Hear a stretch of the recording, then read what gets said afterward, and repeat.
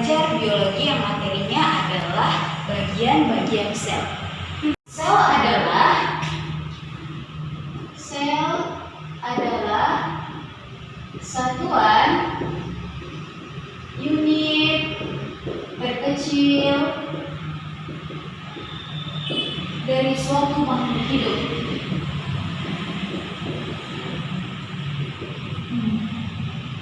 Bagi dua, yang pertama adalah sel hewan dan yang kedua adalah sel tumbuhan. Nah, pada pertemuan kali ini saya akan menjelaskan tentang perbedaan dari sel hewan dan sel tumbuhan. Perbedaannya itu ada 4. Yang pertama itu adalah kloroplas, yang kedua adalah vakuola, yang ketiga ada dinding sel, dan yang terakhir adalah sentriol. Saya akan menjelaskan fungsi dari organel-organel sel dari sel hewan dan sel tumbuhan. Nah, yang pertama adalah membran sel. Nah, membran sel ini dia ini dimiliki oleh sel hewan dan sel tumbuhan. Nah, terus kalau di sel tumbuhan itu masih ada yang namanya dinding sel. Dinding sel ini adalah bagian yang terluar dari si sel tumbuhan. Sedangkan si sel hewan bagian terluarnya itu adalah si membran sel ini.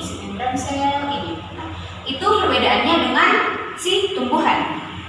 Si dinding sel ini pada tumbuhan ini fungsinya sebagai pelindung sel, menjaga bentuk sel agar tetap sama. Nah, yang kedua kita akan membahas tentang nukleus.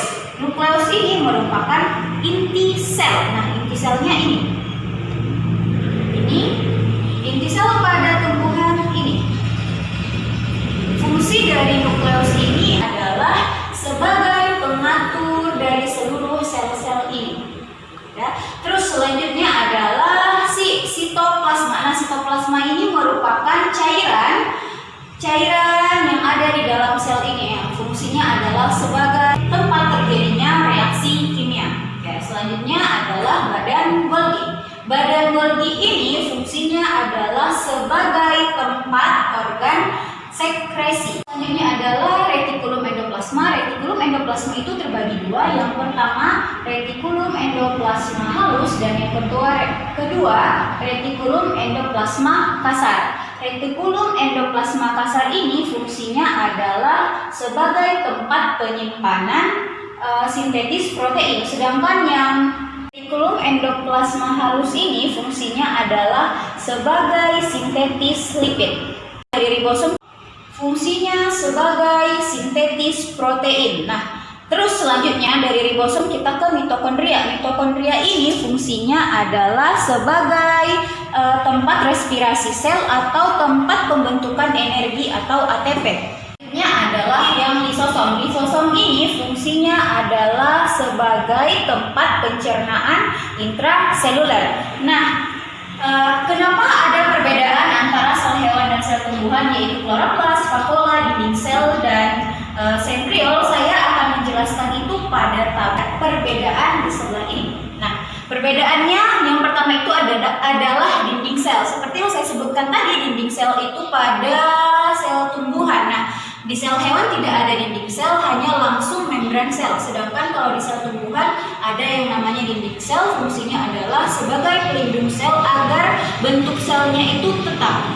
Sekarang adalah yang vakuola. Vakuola ini hanya dimiliki oleh sel tumbuhan, sedangkan sel hewan tidak memiliki vakuola. Kenapa? Karena vakuola ini adalah tempat penyimpanan zat untuk fotosintesis. Nah, si vakuola ini berhubungan dengan si kloroplas. Si kloroplas ini merupakan pigmen hijau pada tumbuhan. Makanya kloroplas ini hanya dimiliki oleh sel tumbuhan. Karena yang berfotosintesis itu hanya tumbuhan, tetapi hewan tidak. Dan yang terakhir adalah sentriol. Sentriol ini merupakan proses pembentukan dari silia dan flagella. Yang mana kita tahu silia dan flagella ini adalah alat bantu bergerak pada hewan atau bulu cambuk untuk mereka bergerak. Makanya hanya ada pada sel hewan, tetapi sel tumbuhan tidak. Karena sebagaimana kita tahu sel tumbuhan itu bergerak dibantu oleh angin dan manusia. Sedangkan sel hewan dia membutuhkan sentriol ini untuk pembentukan silia dan flagellanya. next video. Jangan lupa like, share, and subscribe YouTube channel Al Husna Course. And see you. Assalamualaikum warahmatullahi wabarakatuh.